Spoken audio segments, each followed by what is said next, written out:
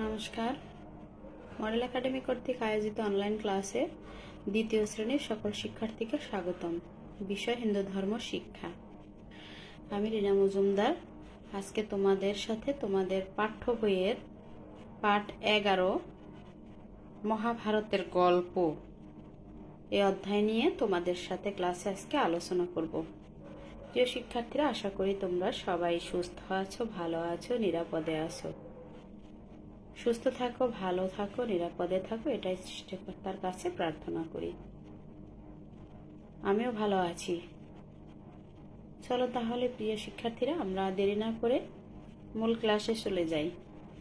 প্রিয় শিক্ষার্থীরা, তোমরা তোমাদের বই খুলবে এবং পৃষ্ঠা নম্বর 23 পাঠ 11 মহাভারতের গল্প, ওখানে যাবে, বই খুলে পড়বে।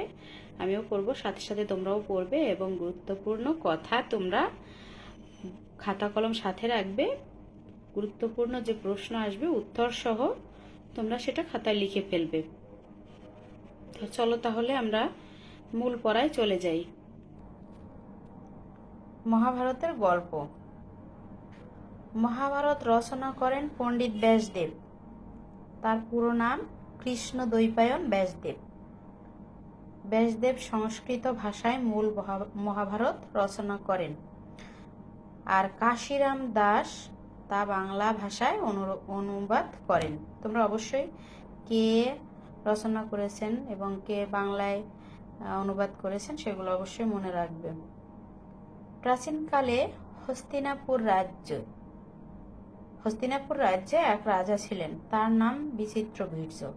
ধৃতরাষ্ট্র ও পাণ্ডু নামে তার দুই ছেলে ছিল। বড় ছেলে ধৃতরাষ্ট্র জন্মান্ধ মানে জন্ম থেকেই অন্ধ, সে কিছু দেখতে পেত না। তাই ছোট ছেলে পাণ্ডু রাজা হলেন। ধৃতরাষ্ট্রের পুত্রদের বলা হয় কৌরব। পাণ্ডুর 5 পুত্র ছিল, তাদের নাম যুধিষ্ঠির, ভীম, অর্জুন, নকুল ও সহদেব। তাদের বলা হতো পাণ্ডব। কৌরব এবং পাণ্ডব রাজপুত্ররা একই সাথে সব রকম শিক্ষা গ্রহণ করতেন। দ্রোণ তাদের শিক্ষক ছিলেন। পাণ্ডবেরা সকল বিষয়েই ভালো ছিলেন। কৌরব এবং পাণ্ডব উভয় রাজপুত্রের মধ্যে বড় ছিলেন যুধিষ্ঠির, তাই তিনি যুবরাজ হলেন। এতে দুর্যোধনের খুব হিংসে হল। কৌরব বংশের দুর্যোধন কিছুতেই পাণ্ডবদের থেকে মনোনীত রাজা যুধিষ্ঠিরকে মেনে নিতে পারলেন না। রাগে দুঃখে তিনি পাণ্ডবদের মেরে ফেলতে চাইলেন। তাই সে তার কুচক্রী মামা শকুনির পরামর্শে যুধিষ্ঠিরকে বাজিতে পাশা খেলায় রাজি করালেন।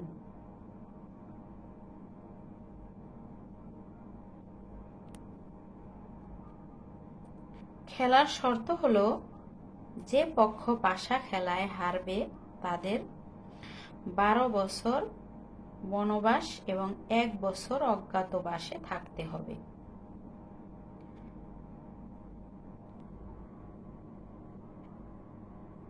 খেলায় যুধিষ্ঠির হেরে গেলেন।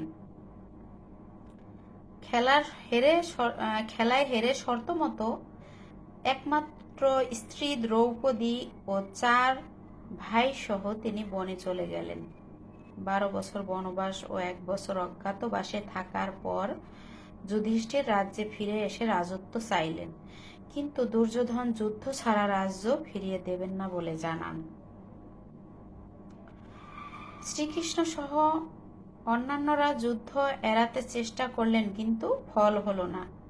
পাণ্ডবরা তখন যুদ্ধ করতে বাধ্য হল। কৌরব ও পাণ্ডব উভয় পক্ষই সাহায্য চাইল শ্রীকৃষ্ণের। তখন শ্রীকৃষ্ণ কৌরবদের পক্ষে 1 লক্ষ নারায়ণী সৈন্য দিলেন এবং নিজেও অর্জুনের সারথি হয়ে যুদ্ধে যোগ দিলেন। কুরুক্ষেত্রের ময়দানে 18 দিন যাবৎ যুদ্ধ চলল। যুদ্ধে কৌরবরা মারা গেল, পাণ্ডবরা জয়লাভ করল। ধর্মের জয় হলো আর অধর্মের পরাজয় ঘটল। রাজ্যে সুখ শান্তি ফিরে এলো, প্রজারা মনের আনন্দে দিন কাটাতে লাগলো।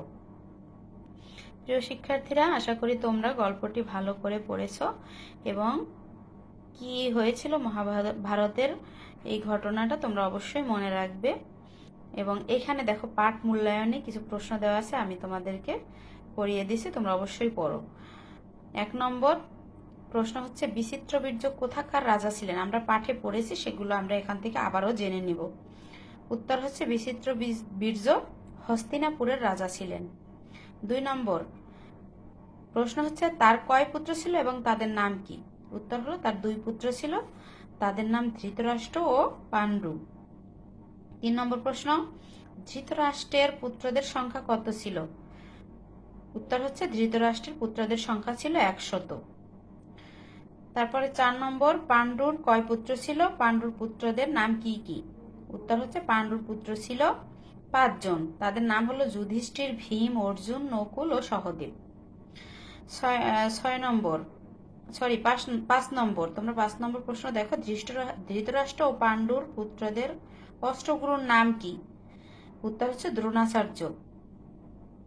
6 নম্বর, দুর্যোধনের মামার নাম কি? দুর্যোধনের মামার নাম হচ্ছে শকুনি, উত্তর হচ্ছে শকুনি মামা।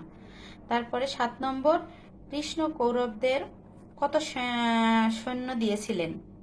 শ্রীকৃষ্ণ কৌরবদের 1 লক্ষ নারায়ণী সৈন্য দিয়েছিলেন। 8 নম্বর, কে অর্জুনের রথের সারথি হয়েছিলেন? শ্রীকৃষ্ণ স্বয়ং, মানে শ্রীকৃষ্ণ নিজেই অর্জুনের রথের সারথি হয়েছিলেন। আশা করছি তোমরা বুঝতে পারছো। অবশ্যই তোমরা এগুলো মুখস্থ করে খাতায় লিখবে। প্রিয় শিক্ষার্থীরা, তারপরে আছে সংক্ষিপ্ত প্রশ্ন। আমি তোমাদের কিছু সংক্ষিপ্ত প্রশ্নগুলো বোর্ডে লিখে দিয়েছি, তোমরা অবশ্যই লিখে নেবে। দেখো 1 নম্বর, কে মহাভারত রচনা করেন? উত্তর হচ্ছে পণ্ডিত ব্যাসদেব। 2 নম্বর, তার পূর্ণ নাম কি? তার পুরো নাম হচ্ছে কৃষ্ণদ্বৈপায়ন ব্যাসদেব। 3 নম্বর, হস্তিনাপুরের রাজ্যের রাজা কে ছিলেন? উত্তর হচ্ছে বিচিত্রবীর্য হস্তিনাপুরের রাজা ছিলেন। তারপরে আছে দেখো 3 নম্বর, বিচিত্রবীর্যের কয় ছেলে ছিল? উত্তর হচ্ছে 2 ছেলে ছিল। 4 নম্বর, পঞ্চপাণ্ডব কাদের বলা হতো?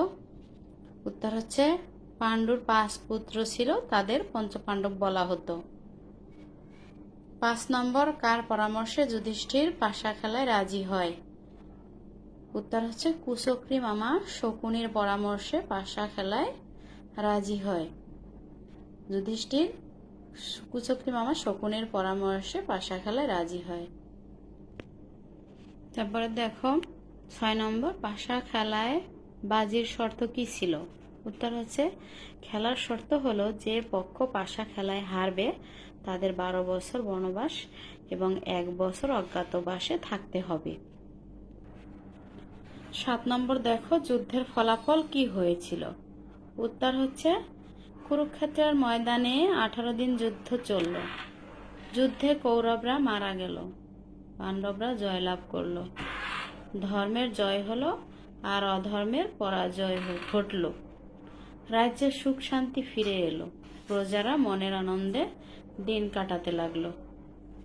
প্রিয় শিক্ষার্থীরা, তোমরা অবশ্যই মুখস্থ করে নেবে এবং খাতায় তুলবে, অবশ্যই তুলবে, না তুলে থাকলে অবশ্যই তুলে ফেলবে। প্রিয় শিক্ষার্থীরা, তাহলে তোমরা বাকি যে অনুশীলনীতে যেগুলো আছে পাঠ পরীক্ষায় আর যেগুলো আছে দেখো, শূন্যস্থান পূরণ করো, তারপরে সত্য মিথ্যা নির্ণয় করো, সঠিক উত্তরের পাশে টিক চিহ্ন দাও। এগুলো তোমরা অবশ্যই বইয়ে পড়েছো, সেভাবে উত্তরগুলো বাসায় বসে করে নেবে। এটা তোমাদের HW, এটা অবশ্যই তোমরা বাসায় বসে করবে এগুলো। প্রিয় শিক্ষার্থীরা, তাহলে আজকে এ পর্যন্তই রাখবো। আবার আগামী ক্লাসে আবার তোমাদের সাথে কথা হবে, দেখা হবে। সে পর্যন্ত তোমরা ভালো থাকো, সুস্থ থাকো, সৃষ্টিকর্তার কাছে প্রার্থনা করি। ধন্যবাদ সকলকে।